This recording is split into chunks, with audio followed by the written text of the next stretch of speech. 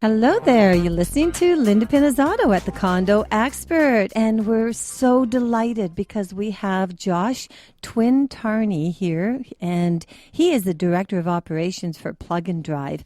And, you know, just what Condo Expert is all about is providing information and information awareness out there.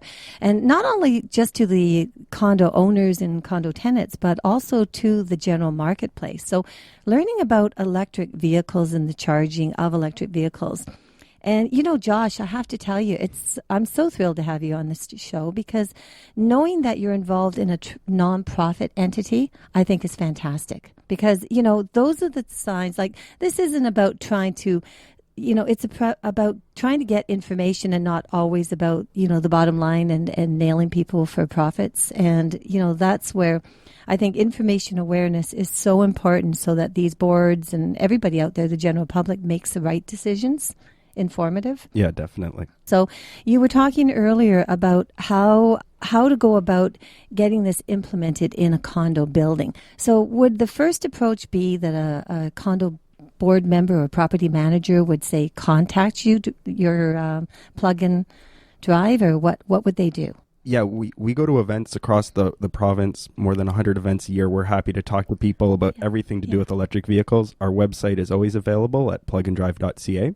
But specifically for condos, if an owner or a manager or board member is interested, there's really 5 steps that they can take that can simplify this. The first would be to contact the other residents in your building and see if there's interest beyond just you or your friends in terms of having an electric vehicle. Because if you know that 5 in the next year would like to buy one, that can help you plan and get that capital investment out of the way early. The second one would be to contact a local electrical contractor who can help estimate the installation costs and check that you have enough electrical capacity in your building, which sometimes can be an issue in older buildings. The third would be to contact your local utility company, whether that's EnerSource in Mississauga or Toronto Hydro.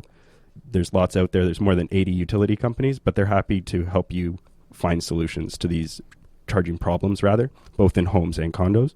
Finally, you need to look at the different installation options, whether it makes sense to have it at a visitor's parking location or whether each individual owner should have a charging station. And that comes down to configuration of the building and logistics. Well, I looked on, you know what, I looked on your website and it's awesome. There's actually a page on it that people can go to and it says charge my car. How simple is that? And, you know, surprisingly enough, I mean, I was expecting it to be a big, huge contraption, but it's not. It actually is very simplified. I'm looking at it right now on my screen. So it doesn't take a lot of space and it doesn't look complicated. No, it doesn't take up a lot of space. It's, the ones that mount on the wall for a condo maybe look like the size of a toaster that you would just mount on the wall. And then there's 2 arms, 2 cables with plugs that reach out. Some of them can charge 1 vehicle at a time. Some can charge 2 at the same time. The time it takes to charge the vehicle depends on each vehicle's battery size. So some smaller cars, like a plug-in hybrid, like the Toyota plug-in Prius or the Chevy Volt, has a much smaller battery than the Tesla Model S or the Nissan Leaf. So it takes less time to charge. So also, depending on what kind of cars you have in your building, you may get away with 1 or 2 chargers for 5, 6, 7, 8 cars at a time. It just depends on when people need to charge and which cars they have. And so all of these, so this is interesting because all of these chargers, and basically, as you mentioned, you'd have an electrical contractor come in. They'd have to tie into the main electrical pole coming in through the hydro lines.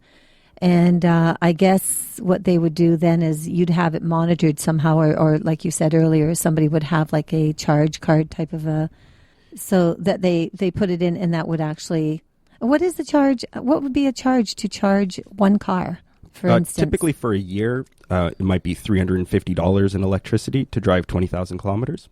That would be in a fully electric car. That's what you'd be looking at. And that's our key message, that people can save up to $2,000 a year just by switching to an electric car and reduce their carbon emissions by 90%. So tell me something, okay? In time, and I know that this will happen, is I would imagine that these charging stations will be available maybe even at gas stations and wherever else, because I think people sometimes have a fear that what if they're out and about And, people get busy. They've got, they've got to get on their Facebooks and their LinkedIn's and social media, and then they're working and, and if they're in school or whatever the case may be, everyone's got so little time. And so if they're out and about and they forgot to charge their car, what would they do? Well, that's every electric vehicle driver's nightmare, and I'm glad you brought it up. That's the range anxiety that you hear mentioned every once in a while. And what we're doing is we've mapped all the charging stations in Canada, and that's available on our website as well as on an app that you can get onto your phone, so that you're driving, that you can stop at the Tim Hortons or the other generic coffee place that has recently installed a charging station, and then you can plan your trip that way.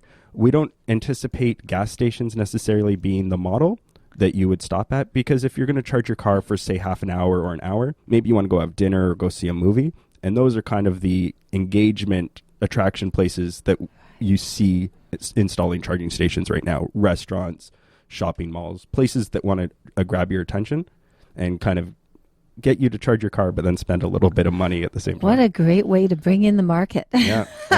And if food shopping places, everyday convenience locations that people have to go to. Yeah. Universities, right. A few hospitals have been interested. It's all about getting some chargers out there, because the more charging stations people see, the easier it is to adopt the car. So why wouldn't Hydro maybe put together some kind of a benefit as far as reduced fees on the hydroelectricity, considering that the volume that could potentially be used in this would really increase their profits? That's a fantastic question. We are supported by the electricity sector. Plug and Drive actually began as a project from Ontario Power Generation. The Power Workers Union is one of our sponsors, as is TD Bank and the Ministry of Transportation. And as I mentioned, we work very closely with Ontario's utility sector. Of course, they do want people to adopt electric cars because it is a revenue generating source for them. It gets a little complicated because the Ontario Energy Board does not allow them to get into the installation of charging stations. So their ability to incent drivers is a little limited right now. But luckily, the province offers up to $1,000 off the installation of a charging station for owners of electric cars. So if a condo owner were to buy an electric car and have a charging station installed in their building, they would be qualified for up to $1,000 off the charging station, as well as up to $8,500 off the car, which has another incentive. Wow. So that could really save a lot of money over the course of the year, not just, when they're purchasing the car, the usage of the car, recharging the car. Okay, so I'm thinking of parking spots in buildings, like a lot of condo buildings, some people are fortunate, and of course they have the open space to get in, but then they have a wall at the back of them. And then of course they'd have the availability to be able to put the charging station on that wall. But then again, you've got other parking spots which won't be as lucky because, especially in buildings, you see, it's an interesting thing. There's two ways that, and this will help you to kind of with your whole project here, is that there's two ways in condominiums.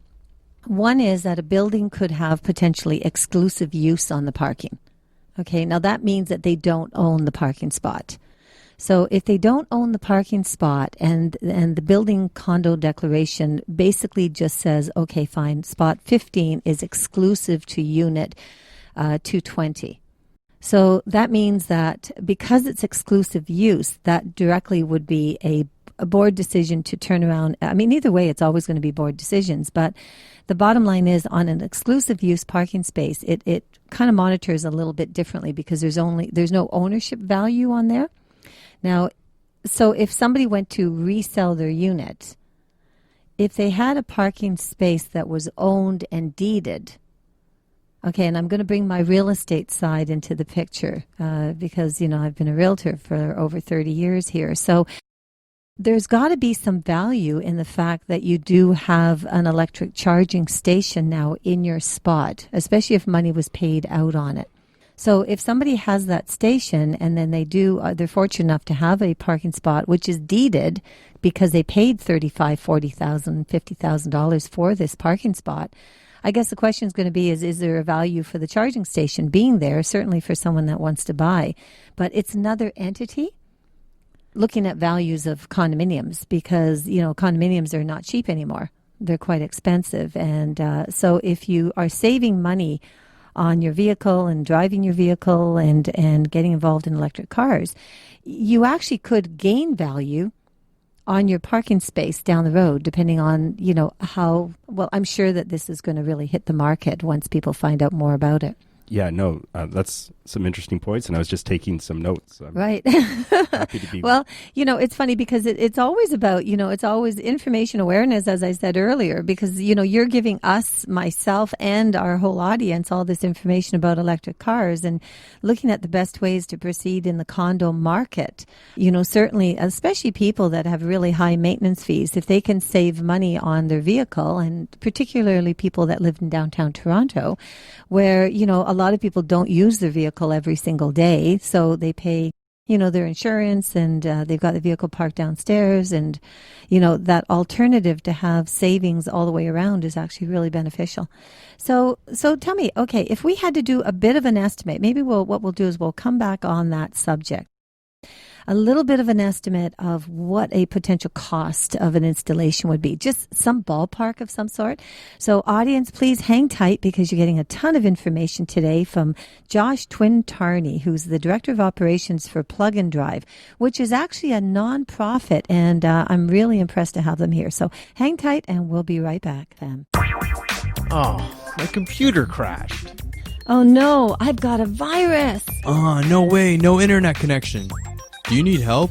Call IT Mayday, 647-977-7113. itmayday.com. And thank you so much for joining me. Today has been just a fascinating time of learning so much of what's going on out there. And that's what the Condo Expert is all about. I'll hit so many different issues. You'll notice them on iTunes and on podcast. Reporting here from the Hayes FM, you have been listening to Linda Pinizzotto of the Condo Expert. Now, also remember, register yourself. If you're a condo owner or condo buyer, register at www.coaontario.com.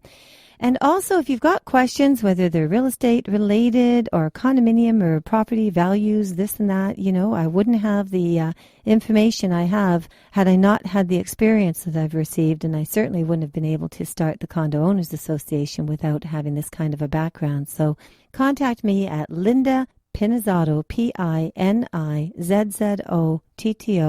at coaontario.com or Linda at lindapinizzotto.com. Until the next time, have a fantastic day, and thank you so much for tuning in.